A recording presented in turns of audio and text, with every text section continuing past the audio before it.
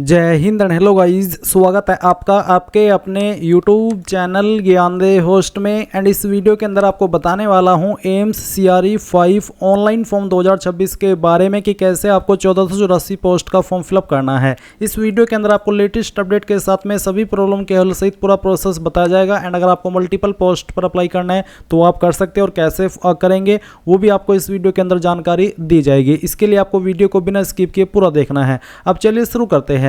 Guys, अगर आपने अभी तक भी वीडियो को लाइक शेयर नहीं किया हो तो कर देना और चैनल को सब्सक्राइब करके बेल आइकन ऑन कर लेना। फिर जो लिंक मैंने आपको इस वीडियो को डिस्क्रिप्शन में दिया, आप ओपन करेंगे, जानने को मिलेगा कि गाइज आप लोग इस फॉर्म को 3 जुलाई 2026 तक भर सकते हैं। यानी कि आपके पास यहाँ पर अभी लास्ट के कुछ दिन बचे, 7-8 दिन आप इनको कह सकते हैं। एंड आपको ज़्यादा वेट नहीं करना है लास्ट डेट के नज़दीक जाने का, क्योंकि गाइज जैसे ही लास्ट डेट नज़दीक आएगी तो वेबसाइट के अंदर टेक्निकल इशू या फिर सर्वर एरर आ जाते हैं, क्योंकि कैंडिडेट की संख्या इतनी ज़्यादा होती है कि इस तरह के जो एरर है वो आने लाजमी है। और मैं नहीं चाहता कि आप वो फेस करें, इसलिए जितना जल्दी हो सके अपने फॉर्म को आराम से स्मूथली भर लीजिए, क्योंकि वेबसाइट अभी सही से काम कर रही है। अभी आप ये जान लें कि इसमें अप्लाई करने के लिए कौन कौन एलिजिबल है। तो इसमें गाइज बहुत सारी पोस्ट है, तो बहुत सारी पोस्ट में अलग अलग क्वालिफिकेशन है। जैसे कि आप देख सकते हैं इन सभी पोस्ट पर ये भर्ती निकली है, जैसे कि सीनियर नर्सिंग ऑफिसर है, फिर आपका स्टाफ नर्स है, dietitian, junior dietitian, warden, assistant administrative officer, junior admin officer, ये सभी पोस्ट पर आपकी वैकेंसी निकाली गई है। तो आपको यहाँ पर देख लेना कि मैं कौन सी पोस्ट पर अप्लाई करना चाहता हूँ या फिर आपका इंटरेस्ट किस पोस्ट पर अप्लाई करने के लिए है। देख सकते हैं कि कितनी सारी पोस्ट है। फिर इसी प्रकार से सभी पोस्ट के लिए क्वालिफिकेशन भी अलग अलग है, तो कौन सी पोस्ट पर क्या क्वालिफिकेशन चाहिए उसकी इन्फॉर्मेशन यहाँ पर दी गई है। जैसे कि LDC पर सिंपल 12वीं से अप्लाई कर सकते हैं, साथ ही आपको टाइपिंग स्किल होनी चाहिए। एंड लैब अटेंडेंट पर 12वीं, साथ ही आपके पास डिप्लोमा हो MLT का। इसके अलावा जूनियर मेडिकल लैब टेक्नोलॉजिस्ट में 12वीं। आप देख सकते हैं बेसिकली किस पोस्ट पर क्या क्वालिफिकेशन चाहिए। अब आपको समझ आ गया होगा कि मेरे पास कौन सी क्वालिफिकेशन और मैं किस पोस्ट पर अप्लाई करने के लिए एलिजिबल हूँ। फीस इसमें थोड़ी बहुत ही ली जा रही है, देख सकते हैं। जनरल OBC के लिए 3000 है और SC ST WS के लिए मात्र 2400 रुपये है। कोई ज़्यादा बड़ा अमाउंट है नहीं, ये मैं सार्केज़म में बोल रहा हूँ। आप सीरियस मत हो जाना, क्योंकि बहुत ज़्यादा अमाउंट ले रहे हैं ये। नॉर्मली 500-1000 रुपये भी होते हैं, वही बहुत ज़्यादा लगते हैं। ये तो फिर भी इतना बड़ा अमाउंट है। तो आपको क्या लगता है कितना अमाउंट क्यों लेते हैं, उसके बारे में आप जो आपकी ओपिनियन है वो कमेंट के माध्यम से शेयर कर सकते हैं। अभी यहाँ पर आगे बढ़ते हैं और बात करते हैं इसके एग्जाम पैटर्न के बारे में। आपको यहाँ पर देखने को मिलेगा कंप्यूटर बेस्ड टेस्ट का एग्जाम पैटर्न। फिर आपका यहाँ पर जो बाकी की इंपॉर्टेंट डेट्स है वो आपको देखने को मिल जाएगी। तो ये सभी जानकारी जानने के बाद अगर आप एलिजिबल है किसी भी पोस्ट पर अप्लाई करने के लिए और आपका इंटरेस्ट है फॉर्म भरने का, तो इंपॉर्टेंट लिंक के सेक्शन से अप्लाई ऑनलाइन लिंक ओपन कीजिए। अब गाइज आपके सामने यहाँ पर ये वाला पोर्टल आ जाएगा जहाँ से आपको अप्लाई करना है। मैं आपको बता दूं कि अगर आपने इस पोर्टल का इस्तेमाल करके पहले भी कोई फॉर्म भरा है, चाहे वो CRE का हो या फिर कोई अन्य फॉर्म, तो आपका यहाँ पर अकाउंट बना हुआ है। आप नया अकाउंट क्रिएट नहीं कर पाएंगे, क्योंकि वहाँ पर जब आप ईमेल ID और नंबर डालेंगे तो ये बोलेंगे कि आपका अकाउंट पहले से क्रिएट है, आप उसको लॉगिन कीजिए। तो ये इन्फॉर्मेशन उसी के लिए पहले दी जा रही है। तो अगर आपका पहले से अकाउंट बना हुआ है, आप लॉगिन टू अप्लाई इसके ऊपर क्लिक करेंगे और यहाँ पर आपकी कैंडिडेट ID या फिर जो नंबर आपने रजिस्टर किया था वो डालेंगे, अपना पासवर्ड डालेंगे जो आपने बनाया था और लॉगिन के ऊपर क्लिक करके लॉगिन कर लेंगे। एंड अगर आप पासवर्ड भूल चुके हैं, आप पहले से रजिस्टर्ड है बट पासवर्ड याद नहीं है, तो फॉरगॉट पासवर्ड इसके ऊपर क्लिक करना, अपना नंबर डालना जो आपने रजिस्टर किया था, अपनी ईमेल ID डालना और सेंड OTP के ऊपर क्लिक करना। आपको नंबर और ईमेल के ऊपर OTP सेंड किया जाएगा। जैसे आप यहाँ पर OTP वेरीफाई कर देंगे तो गाइज आपको यहाँ पर एक नया पासवर्ड सेंड किया जाएगा, जिसका इस्तेमाल करके आप लॉगिन हो जाएंगे। अब गाइज अगर आप फ्रेशर है तो आप यहाँ पर जब अप्लाई ऑनलाइन लिंक ओपन करेंगे इस पोर्टल के ऊपर आने के बाद में लॉगिन टू अप्लाई के ऊपर क्लिक ना करके डायरेक्टली क्रिएट न्यू अकाउंट इसके ऊपर क्लिक करेंगे। देन आपके सामने इस तरह से इंटरफेस आ जाएगा। अब आप यहाँ पर आपका मोबाइल नंबर डालेंगे जो कि आपको रजिस्टर करना है। उस नंबर को दोबारा डाल करके कंफर्म मोबाइल नंबर के अंदर वेरीफाई कर देंगे। अपना ईमेल ID डालेंगे, ईमेल ID को भी दोबारा डाल करके वेरीफाई कर देंगे। फिर जनरेट OTP के ऊपर जैसे ही क्लिक करेंगे तो आपको नंबर और ईमेल दोनों के ऊपर OTP सेंड किए जाएंगे। आप यहाँ पर वो OTP डाल करके वेरीफाई कर देंगे। देन गाइज आपको नंबर और ईमेल दोनों के ऊपर OTP सेंड किए जाएंगे। आप पहले यहाँ पर नंबर वाला OTP डाल दीजिए और फिर ईमेल वाला, उसके बाद में वेरीफाई टू प्रोसीड इसके ऊपर क्लिक कीजिए। इसके ऊपर क्लिक करने के बाद आपके सामने वेरिफिकेशन का कुछ ऐसा इंटरफेस आएगा जहां पर बोला कि I confirm that I am 18 years of age, तो आप इसके ऊपर टिक कर देंगे।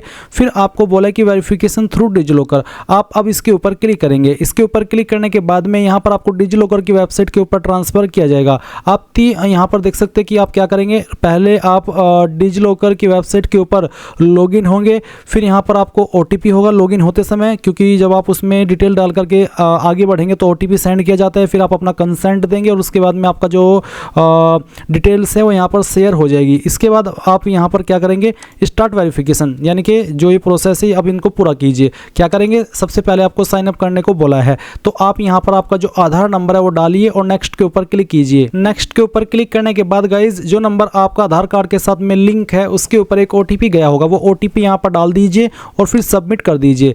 सबमिट करने के बाद में यहाँ पर गाइज आपका जो आधार ऑथेंटिकेशन है यानी कि जो आधार वेरिफिकेशन है वो हो जाएगा। अब आप देख लीजिए यहाँ पर बोला है please enter your 6 digit security pin to sign in, यानी कि साइन इन करने के लिए आपको यहाँ पर आपका 6 डिजिट का सिक्योरिटी पिन डालना है। अगर आपका पहले से अकाउंट बना हुआ है तो आपको यहाँ पर 6 डिजिट का सिक्योरिटी पिन देना होगा जो आपने बनाया था अकाउंट क्रिएट करते समय। और अगर आप पहले से इस डिजिलॉकर की वेबसाइट के ऊपर अकाउंट क्रिएट नहीं किए हो तो आप यहाँ पर अपना 6 डिजिट का जो पिन है वो बना लेंगे। और अगर आप ये पिन भूल चुके हैं तो आप फॉरगॉट माई पिन इसके ऊपर क्लिक करके इसको फॉरगेट भी कर सकते हैं। तो यहाँ पर अपना पिन डालिए और डन के ऊपर क्लिक कीजिए। इसके बाद गाइज आपके सामने यहाँ पर इस तरह से आ जाएगी इन्फॉर्मेशन, जैसे कि आप देख सकते हैं। आप यहाँ पर क्या करेंगे, सिलेक्ट ऑल, इसके ऊपर क्लिक कर देंगे।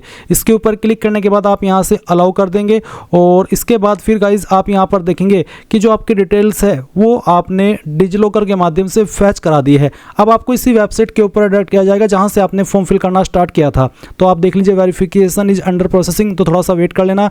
डिजिलॉकर का जो वेरिफिकेशन है वो हो चुका है। अब आप यहाँ पर देखेंगे कैंडिडेट वेरीफाइड सक्सेसफुली। अब आपको कंटिन्यू के ऊपर क्लिक करना है। कंटिन्यू के ऊपर क्लिक करने के बाद यहाँ पर आपके सामने इस तरह का इंटरफेस आ चुका है। तो बोला है कि इस तरफ तो आपकी डिटेल है एज पर आधार और इस तरफ है आपकी detail as per 10th class detail. तो आपको यहाँ पर एक ऑप्शन देखने को मिलेगा यूज डिजिलॉकर डाटा। अगर आप डिजिलॉकर डाटा को यूज करना चाहते तो आप इसके ऊपर टिक कर देंगे। अगर आप डिजिलॉकर डाटा को यूज नहीं करना चाहते तो इसको अनटिक करके आप यहाँ पर इस तरफ 10th के सर्टिफिकेट के अकॉर्डिंग अपनी इन्फॉर्मेशन भरेंगे, क्योंकि जो लेफ्ट साइड में इन्फॉर्मेशन है वो आपकी आधार के अकॉर्डिंग है। तो गाइज ये चीज़ आपको देखनी है कि आपकी आधार की इन्फॉर्मेशन और जो 10th की इन्फॉर्मेशन है वो सेम है या नहीं है। और ये भी आपको डिसाइड करना होगा कि आप यहाँ पर जो आपकी आधार के अंदर इन्फॉर्मेशन है क्या वही यूज करना चाहते हैं या फिर आप अलग से भरना चाहते हैं। अगर आप भरना चाहते हैं आधार के अकॉर्डिंग तो आप यूज डिजिलॉकर डाटा इसके ऊपर क्लिक कर देंगे, फिर आपको इन्फॉर्मेशन भरने की आवश्यकता नहीं पड़ेगी। और अगर आप डिजिलॉकर डाटा यूज नहीं करना चाहते, अलग से अपना इन्फॉर्मेशन 10th के सर्टिफिकेट के अकॉर्डिंग भरना चाहते हैं क्योंकि उसके अंदर अलग है, तो आपका यहाँ पर जो भी फुल नेम है वो आपको एंटर कर देना है। इसके बाद में आप यहाँ पर फादर नेम डालेंगे, अपना जेंडर सेलेक्ट कर लेंगे, फिर आपके डेट ऑफ बर्थ यहाँ पर सेलेक्ट करेंगे, फिर मैरिटल स्टेटस बताएंगे, मैरिड हो अनमैरिड हो जो भी है वो आप टिक कर देंगे और कंटिन्यू के ऊपर क्लिक करेंगे। इसके बाद आप यहाँ पर देखेंगे क्रिएट योर पासवर्ड। तो आपको यहाँ पर एक अपनी मर्जी से पासवर्ड बना लेना है। पासवर्ड आपका कैसा उसका आप डेमो देख लीजिए। पासवर्ड के अंदर इंग्लिश का कैपिटल लेटर कम से कम 1 और फिर एक स्मॉल लेटर, उसके साथ एक स्पेशल कैरेक्टर और साथ ही डिजिट, कुछ इस तरह का पासवर्ड आपको बना लेना है और उस पासवर्ड को दोबारा डाल करके यहाँ पर वेरीफाई करना है। फिर आप preview and create an account इसके ऊपर क्लिक करेंगे। अब आप यहाँ पर देखेंगे कि पासवर्ड क्रिएटेड सक्सेसफुली और आपके सामने कुछ ऐसा इंटरफेस है और अब आपको यहाँ पर टिक करना है। टिक करने के बाद में अगर आपको ये OTR डिटेल एडिट करनी है, क्योंकि गाइज ये एक बार ही आप एडिट कर सकते हैं और एक ही बार यहाँ पर आप इसको भरेंगे। इसके बाद में फ्यूचर में आप जितने भी फॉर्म भरेंगे एम्स की इस वेबसाइट का इस्तेमाल करके उसमें आपको बार बार अकाउंट क्रिएट करने की आवश्यकता नहीं है। आप डायरेक्टली लॉगिन करेंगे और अपना फॉर्म भर लेंगे और उस टाइम आप इन इन्फॉर्मेशन को एडिट भी नहीं कर पाएंगे। इसलिए एक स्पेलिंग एक डिटेल्स अच्छे से चेक कर लेनी है कि हाँ बिल्कुल सही है और तभी आप यहाँ पर इसके ऊपर टिक करके सबमिट डिटेल्स इसके ऊपर क्लिक कर देंगे। अब आपका जो OTR है वो हो चुका है। OTR हो जाने के बाद में आप यहाँ पर इस इन्फॉर्मेशन को अगर प्रिंट लेना चाहे तो प्रिंट ले ले या फिर इसका स्क्रीनशॉट ले ले ताकि ये इन्फॉर्मेशन आपके पास सेफ रहे। अब आपको यहाँ पर लॉगिन टू अप्लाई इसके ऊपर क्लिक करना है। देन यहाँ पर जो आपका रजिस्टर्ड नंबर है वो डालिए, अपना पासवर्ड डालिए जो आपने बनाया और लॉगिन के ऊपर क्लिक कीजिए। इसके बाद गाइज आपके सामने यहाँ पर आपका इस तरह का इंटरफेस आएगा जैसे कि आप वीडियो में देख सकते हैं। अभी आपको अप्लाई करने के लिए ऐड न्यू एप्लीकेशन इसके ऊपर क्लिक करना है। इसके ऊपर क्लिक करने के बाद में आपको यहाँ पर पोस्ट अप्लाइड फॉर में सिलेक्ट करना है कि आपको किस पोस्ट पर अप्लाई करना है। यहाँ पर सभी पोस्ट दी गई है, आपको जिस पोस्ट पर अप्लाई करना है उस पर अप्लाई कर सकते हैं। एंड अगर आप मल्टीपल पोस्ट पर अप्लाई करना चाहे तो आप वो भी कर सकते हैं, बट वो आपको जैसे कि अभी मैं अप्लाई करके दिखा रहा हूँ, पहले आपको एक पोस्ट पर अप्लाई करना होगा, उसके बाद में सेम इंटरफेस या फिर सेम प्रोसेस फॉलो करना है। बस हाँ, आपको दूसरी बार में रजिस्ट्रेशन करने की आवश्यकता नहीं है क्योंकि आपने OTR कर लिया। उसके बाद डायरेक्टली आप ऐड न्यू एप्लीकेशन के ऊपर क्लिक करके दोबारा जिस पोस्ट पर अप्लाई करना चाहे कर सकते हैं। तो यहाँ पर आप कोई भी एक पोस्ट सिलेक्ट कर लीजिए आपकी चॉइस के अकॉर्डिंग। जो भी पोस्ट आप सिलेक्ट करेंगे आप देखेंगे कि वो पोस्ट कहाँ पर है और उस पर अप्लाई अप्लाई करने के लिए क्या क्वालिफिकेशन चाहिए और एज लिमिट क्या है। जैसे कि मैं यहाँ पर ये वाली पोस्ट सेलेक्ट करता हूँ, तो सभी पोस्ट पर अप्लाई करने का तरीका सेम रहेगा, बस उसकी क्वालिफिकेशन कम या ज़्यादा होगी पोस्ट की एलिजिबिलिटी के अकॉर्डिंग, और जो भी होगी वही आपको यहाँ पर नीचे देखने को भी मिल जाएगी। गाइज यहाँ पर मैं आपको बता दूं कि मैं ऐसा बिल्कुल भी नहीं कर सकता और ना ही ये पॉसिबल है कि मैं आपको एक एक पोस्ट पर अप्लाई करके दिखाऊं। मैं इसलिए यहाँ पर इन्फॉर्मेशन बता दे रहा हूँ कि जो भी पोस्ट आप सिलेक्ट करेंगे उस पर जो क्वालिफिकेशन चाहिए वो क्वालिफिकेशन आपके पास होनी चाहिए, और आपको क्वालिफिकेशन के सेक्शन में वही वाली क्वालिफिकेशन देनी होगी जो कि उस पर अप्लाई करने के लिए चाहिए। जैसे कि मैंने अब ये वाली पोस्ट सेलेक्ट करके देखा, तो इसमें आप देख सकते हैं कि कौन सी वैकेंसी कहाँ पर है, क्या क्वालिफिकेशन चाहिए। तो आप ये सब इन्फॉर्मेशन चेक करके नीचे की तरफ आएंगे और उसके बाद में यहाँ पर आपको इसमें क्वालिफिकेशन के सेक्शन में एक ऑप्शन देखने को मिल रहा है कि select your qualification as applicable to make you eligible for the selected post, यानी कि सिलेक्टेड पोस्ट पर अप्लाई करने के लिए आपसे जो क्वालिफिकेशन चाहिए वो क्वालिफिकेशन आपको यहाँ पर टिक करनी है। जैसे कि 12th पास हूँ मैं, फिर यहाँ पर डिग्री भी है और मैट्रिकुलेशन भी है। इसमें बोला है कि matriculation or equivalent qualification from an recognised board or university with 5 year service regular or ad hoc as lower division clerk. तो आपके पास इनमें से क्या क्या है वो आपको सिलेक्ट कर लेना। अगर आपके पास तीनों है तो आप तीनों सेलेक्ट कर सकते हैं। अगर आपके पास इनमें से कोई 2 क्वालिफिकेशन है तो वो भी आप सिलेक्ट कर सकते हैं, क्योंकि आप उससे भी अप्लाई करने के लिए एलिजिबल है। फिर यहाँ पर आपका फादर नेम है, मदर नेम है, आपसे आपका जेंडर पूछा है, फिर आपसे यहाँ पर पूछा कि क्या आप PWBD कैटेगरी यानी कि person with benchmark disability category से आते हैं। अगर हाँ तो आपको यस कर देना है, उसके बाद में यहाँ पर टिक करके कंफर्म कर देना है। एंड फिर यहाँ पर पूछा है कि which facility do you require to appear in the exam. तो यहाँ पर गाइज ये मैंने विकलांग वाला ऑप्शन सेलेक्ट किया। अगर आप विकलांग नहीं है तो आप इसको नो कर देंगे और इन ऑप्शन को भी या फिर इन सवालों को भी इग्नोर कर देंगे और वीडियो को आगे बढ़ा देंगे। उसके बाद में अगर आप मान लीजिए विकलांग है तो आपको बताना कि आपकी विकलांगता की परसेंटेज कितनी है, फिर आपकी PWD कैटेगरी कौन सी है वो आपको यहाँ पर सेलेक्ट कर लेनी है, फिर उसकी सब कैटेगरी कौन सी है वो आपको सेलेक्ट कर लेना है। उसके बाद में यहाँ पर गाइज आपको यहाँ पर ये सिलेक्ट कर लेना है कि कौन सी आपकी कैटेगरी है ये सब, फिर आपको अंडरटेकिंग के ऊपर टिक करना है। एंड देन यहाँ पर जो सभी कैंडिडेट को इन्फॉर्मेशन देनी है वो है कैटेगरी का ऑप्शन। तो आपकी कास्ट कैटेगरी क्या है, जनरल हो, OBC हो, SC ST या फिर विकलांग, जो भी है वो आपको यहाँ पर सिलेक्ट कर लेना है। जैसे कि अगर OBC है तो आपको बताना है कि कैटेगरी सर्टिफिकेट कब इशू हुआ था। तो गाइज मैं आपको बता दूँ कि जो आपका कैटेगरी सर्टिफिकेट है वो आपका सेंट्रल का बना होना चाहिए, क्योंकि ये सेंट्रल गवर्नमेंट की वैकेंसी है। इसके बाद में आप यहाँ पर देखेंगे I do not have valid OBC certificate of the given date. अगर आपके पास वैलिड OBC सर्टिफिकेट नहीं है तो आप यहाँ पर टिक करेंगे।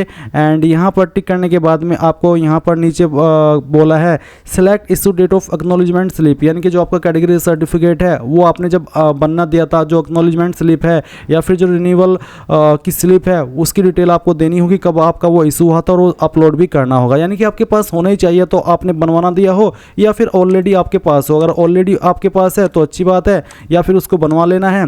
और उसके बाद में यहाँ पर जो कैटेगरी सर्टिफिकेट है वो भी आपको अपलोड करना है। फिर यहाँ पर गाइज आपको ये भी बोला है कि जो आप अपलोड करेंगे सर्टिफिकेट वो PDF के फॉर्मेट में हो और 2 MB से ज़्यादा साइज नहीं होना चाहिए। अब अगर ये इमेज में है तो आप उसको PDF में कैसे बनाएंगे जान लें। गूगल के अंदर सर्च करना इमेज टू PDF, और ये जो पहले वाली वेबसाइट है ये ओपन करना। सिलेक्ट JPG इमेज के ऊपर क्लिक करके कोई भी जो आपका इमेज है कैटेगरी सर्टिफिकेट का वो सिलेक्ट करेंगे। कन्वर्ट टू PDF के ऊपर क्लिक करिए, एक सिंगल क्लिक के अंदर ये फाइल आपकी PDF के अंदर बन जाएगी। फिर आप यहाँ पर इसके ऊपर क्लिक करेंगे एंड देन गाइज जो भी आपका कैटेगरी सर्टिफिकेट है वो फाइल आपको यहाँ पर सेलेक्ट कर लेनी है। चलिए मैं इसको सेलेक्ट करता हूँ, ओपन करता हूँ, और इस तरह से आपकी जो फाइल है वो यहाँ पर अपलोड हो जाएगी। उसके बाद यहाँ पर आपके सामने नेशनलिटी का ऑप्शन आएगा, आप इसमें इंडियन सेलेक्ट कर लेंगे। फिर स्टेट ऑफ डोमिसाइल की कौन सी स्टेट के निवासी है वो सिलेक्ट करना होगा। ID प्रूफ में आपको एक ID सेलेक्ट कर लेना, और जो भी ID आप सेलेक्ट करते हैं वो आपको ID नंबर में उसका नंबर डाल देना है। फिर पूछा कि क्या आप एक सर्विसमैन है, commission officer including ECO SSCOs, अगर हाँ तो यस, नहीं तो नो करना है। फिर क्या आप एक रेगुलर गवर्नमेंट सर्वेंट है, अगर हाँ तो यस, नहीं तो यहाँ पर भी आपको नो कर देना है। फिर क्या आप एक एम्प्लॉय है जो कि पार्टिसिपेटिंग एम्स इंस्टीट्यूट के हैं, अगर हाँ तो यस, नहीं तो आपको नो करना है। फिर मैरिटल स्टेटस बताना, मैरिड या अनमैरिड। फिर पूछा कि क्या आप जो जम्मू एंड कश्मीर है उसमें उसके निवासी थे, ऑर्डिनरी यानी कि साधारणता या फिर शुरुआत से, अगर हाँ तो यस, नहीं तो आपको नो करना है। इसके बाद are you service clerks in the last year of their colour service in the arm force, अगर आप ऐसे कैंडिडेट है तो यस, नहीं तो आपको नो कर देना है। फिर पूछा कि are you defence personnel disabled, यानी कि क्या आप एक डिफेंस पर्सनल है जो कि डिसेबल्ड हुए थे जब आप उनका कोई ऑपरेशन था उसमें, या फिर वो उनकी वहाँ पर वे शहीद हुए थे, अगर आप ऐसे कैंडिडेट है तो यस, नहीं तो आपको नो कर देना है। है। डेट ऑफ बर्थ यहाँ पर है, फिर आपका जो भी परमानेंट एड्रेस है वो आपको यहाँ पर फिल करना होगा। तो पहले आप कंट्री सेलेक्ट कर लेंगे, उसके बाद में आपकी स्टेट के बाद में आप यहाँ पर आपकी सिटी सेलेक्ट कर लेंगे, फिर अपना पिन कोड डालेंगे और जो भी आपका एड्रेस है कंप्लीट एड्रेस आप एड्रेस के सेक्शन में डाल देंगे। फिर नीचे एक लाइन है कि click here if postal address is same as field permanent address, यानी कि अगर आपका जो प्रेजेंट एड्रेस है और जो परमानेंट एड्रेस है वो सेम है तो आप इस बॉक्स को टिक कर देंगे। अगर अलग अलग है तो अनटिक करके अलग से अपना नीचे पोस्टल एड्रेस यानी कि प्रेजेंट एड्रेस फिल कर देंगे। फिर आपको सेव एंड नेक्स्ट के ऊपर क्लिक करना है। अब गाइज आपके सामने एजुकेशनल क्वालिफिकेशन का सेक्शन आ चुका है। तो यहाँ पर गाइज आपको एक एक करके अपनी इन्फॉर्मेशन फिल करनी है। जैसे कि सबसे पहले यहाँ पर आपको 10th की इन्फॉर्मेशन देनी है, तो आपको नेम ऑफ डिग्री बोर्ड के अंदर इसमें अपनी क्वालिफिकेशन का जो नाम है वो एंटर कर देना है। जैसे कि चलिए मैं यहाँ पर 10th लिख देता हूँ। ये लिखने के बाद में आप यहाँ पर बताएंगे सब्जेक्ट डिसिप्लिन टाइटल। आप चाहे तो सब्जेक्ट के अंदर 10वीं के जो भी सब्जेक्ट थे एक एक करके सभी सब्जेक्ट के नाम दे सकते हैं। जैसे कि मैं आपको यहाँ पर टाइप करके दिखा दे रहा हूँ। मैं यहाँ पर ये सब टाइप कर रहा हूँ। ये मैंने 3 सब्जेक्ट के नाम लिखे हैं डेमो के लिए। आप यहाँ पर आपके जो 5 या फिर 6 जो भी सब्जेक्ट थे, ऐसा नहीं कि बेस्ट ऑफ 5 देना है, सभी सब्जेक्ट देना है जो भी आपके 10वीं के सर्टिफिकेट में मेंशन है। उसके बाद में बताना है कि आपने कौन से बोर्ड के द्वारा आपकी 10वीं पास की है। फिर आप यहाँ पर बताएंगे palace of university institute college board, तो मेरा यूपी बोर्ड है तो मैं यहाँ पर चलिए यूपी लिख देता हूँ। और इसमें होता है यूपी प्रयागराज या फिर यूपी इलाहाबाद। और उसके बाद में चलिए पहले मैं ये लिख देता हूँ। ये लिखने के बाद में मैंने यहाँ पर आपको बताना है यहाँ पर डेट ऑफ पासिंग, यानी कि किस डेट में आपने आपकी क्वालिफिकेशन पास कर ली थी, आपका ईयर, फिर आपका मंथ और उसके बाद में इस तरह से आपका जो भी डे है जिसमें आपने पास की थी वो आप सिलेक्ट कर लेंगे। फिर आएगा ऑब्टेन परसेंटेज, कितनी परसेंटेज आपको आई थी वो आप यहाँ पर डाल देंगे। अगर आपके नंबर CGPA के अंदर है तो आप उनको परसेंटेज के अंदर कन्वर्ट करके फिल करेंगे। अब बहुत सारे कैंडिडेट ऐसे होंगे जो कि ये कहेंगे कि सर मेरा जो बोर्ड है वो CBSE बोर्ड है, तो आपको गाइज यहाँ पर पैलेस ऑफ यूनिवर्सिटी इंस्टीट्यूट या फिर कॉलेज या फिर बोर्ड, क्योंकि मैं यहाँ पर सभी में बोर्ड के अकॉर्डिंग इन्फॉर्मेशन दे रहा हूँ तो मैंने यहाँ पर बोर्ड लिखा है यूपी इलाहाबाद, या फिर आप बोर्ड के जो आपका पैलेस है वो लिखेंगे। जैसे कि CBSE बोर्ड है तो CBSE बोर्ड में सिंपली आपको यहाँ पर दिल्ली लिख देना है क्योंकि CBSE बोर्ड होता है दिल्ली में। इसके बाद आपको जो सर्टिफिकेट है आपका 10वीं का वो अपलोड करना है। इसका फॉर्मेट भी आपका PDF का रखा है। तो आइए फाइल सेलेक्ट कीजिए, ओपन कीजिए और इस तरह से फाइल आ जाएगी। इसके बाद आप यहाँ पर इसमें क्या करेंगे, सेव एंड ऐड क्वालिफिकेशन, इसके ऊपर क्लिक करेंगे। इसके ऊपर क्लिक करने के बाद ये क्वालिफिकेशन आपकी यहाँ पर इस तरह से ऐड हो जाएगी। अब आप अगेन नेम ऑफ डिग्री के अंदर आएंगे और इसमें आप 12वीं की इन्फॉर्मेशन देंगे। आपको यहाँ पर पहले नेम ऑफ डिग्री, फिर आपका जो सब्जेक्ट है 12वीं का वो, और उसके बाद में आपको 12वीं का जो बोर्ड है वो एंटर कर देना है। और उसके बाद आपको बताना है कि आपका कहाँ पर है। जैसे कि मैंने यहाँ पर यूपी इलाहाबाद लिख देता हूँ। और उसके बाद में आप यहाँ पर डेट ऑफ पासिंग देंगे आपके सर्टिफिकेट के अकॉर्डिंग, जो भी आपकी सर्टिफिकेट के ऊपर मेंशन है इस तरह से। और फिर आपको यहाँ पर जो आपकी परसेंटेज है वो भी एंटर कर देनी है। एंड देन अगेन आपको यहाँ पर सेव एंड नेक्स्ट के ऊपर माफ़ी चाहूँगा, सेव एंड ऐड क्वालिफिकेशन के ऊपर क्लिक करना है। अब क्योंकि ये फॉर्म मैं डेमो के लिए भरा हूँ तो मैं यहाँ पर रैंडम इन्फॉर्मेशन आपको फिल करके दिखा रहा हूँ ताकि आपको समझ आ सके और आप अपनी क्वालिफिकेशन की जानकारी यहाँ पर इस तरह से भर सके। मैं इसको सेलेक्ट करता हूँ, फाइल अपलोड हो चुकी है। अब मैं यहाँ पर सेव एंड ऐड क्वालिफिकेशन के ऊपर क्लिक करता हूँ तो ये जानकारी भी आ चुकी है। अब इसके बाद में मान लीजिए आपने कोई डिप्लोमा किया है, कोई डिग्री की है, तो आप यहाँ पर उस डिप्लोमा का या डिग्री का नाम लिखेंगे, उसका जो डिसिप्लिन है, जो टाइटल है या फिर जो सब्जेक्ट है वो डालेंगे, और वो आपने किस इंस्टीट्यूट से किया है या फिर कौन से डिग्री कॉलेज से किया है उसका नाम आप यहाँ पर यूनिवर्सिटी इंस्टीट्यूट कॉलेज बोर्ड के अंदर डाल देंगे। फिर जो आपकी यूनिवर्सिटी है या आपकी जो इंस्टीट्यूट है वो कहाँ पर स्थित है उस पैलेस का नाम डालेंगे, डेट ऑफ पासिंग और आपकी परसेंटेज, और फिर उसका जो सर्टिफिकेट है वो अपलोड करेंगे। And then save and add qualification के ऊपर क्लिक कर देंगे। तो यहाँ पर मैंने 3 क्वालिफिकेशन इस तरह से फिल कर लिए। आप जितनी चाहे जो भी आपके पास क्वालिफिकेशन है उसकी इन्फॉर्मेशन यहाँ पर इस तरीके से भर सकते हैं। और फिर आपको यहाँ पर रर्शन डिटेल का एक सेक्शन देखने को मिलेगा जहाँ पर पूछा है कि do you have relevant registration in respective relevant body as per advertisement of the selected group.